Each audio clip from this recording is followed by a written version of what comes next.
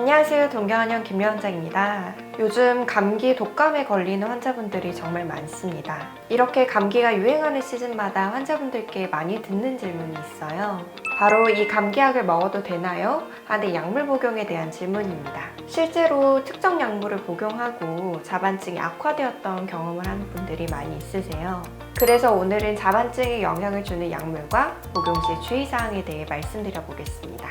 통계적으로 약물로 인해 발병하는 자반증은 전체의 자반증 중 10% 이하라고 보고 있습니다. 그렇지만 통계 수치와는 다르게 실제로 자반증이 악화되는 시기에 항생제, 진통소염제를 복용하시면서 자반이 악화되는 분들이 많이 있으신데요. 자반증의 발병과 악화에 영향을 줄 수 있는 약물 3가지에 대해 말씀드리겠습니다. 첫 번째, 항생제. 항생제는 감기, 장염, 방광염과 같이 많은 질환에 두루두루 사용되는 약물이죠. 항생제는 약에 대한 과민 반응으로 피부, 소화기, 신경계 등 다양한 부작용이 발생할 수 있다고 알려져 있는 약물입니다. 그런데 이 항생제는 혈관에도 영향을 줄 수 있는데요. 특히 진료를 보다 보면 감기나 장염으로 항생제 복용을 하시고 자반증이 발병하거나 자반증 치료 중에 항생제를 복용하시고 자반증이 악화되는 분들이 많습니다. 두 번째, 스테로이드. 스테로이드는 자반증 치료에도 처방이 되는 약물이다 보니까 두 번째로 스테로이드를 언급한 거에 대해서 의외라고 생각하시는 분들이 많으실 텐데요. 우선 스테로이드는 자반증 자체를 치료하는 약물은 아닙니다. 보통 자반증으로 인한 통증에 진통 소염 목적으로 처방이 되는데요. 문제는 스테로이드를 장기적으로 복용했을 때 피부 혈관이 약화되어 오히려 복용을 중단했을 때 이전보다 자반 부위가 넓어지고 번지기도 하고요. 다른 질환 목적으로 스테로이드를 사용하다가도 자반증이 발병하기도 합니다. 세 번째, 아스피린과 항응고제. 아스피린은 혈관을 깨끗하게 한다고 하여 뇌졸중이나 심근경색과 같은 심혈관 질환을 예방한다고 알려져 있습니다. 그렇다 보니 40에서 50대 이후에 복용하는 분들이 정말 많으신데요. 하지만 혈액을 묽게 만들다 보니 아스피린이나 헤파린, 와파린과 같은 항응고제 복용으로도 자반이 유발될 수 있습니다. 특히 50대 이후에 주로 나타나는 노인성 자반증 환자분들 중에서는요, 아스피린이나 항응고제를 오랜 기간 복용한 분들이 많습니다.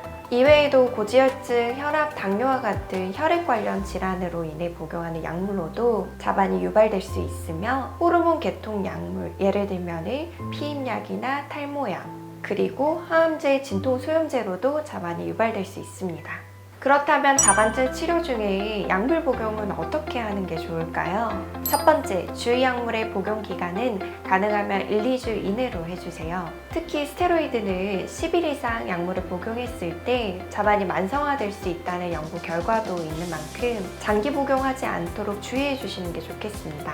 나머지 약물들도 가능하면 복용을 1-2주는 넘지 않도록 하시는 게 좋은데요.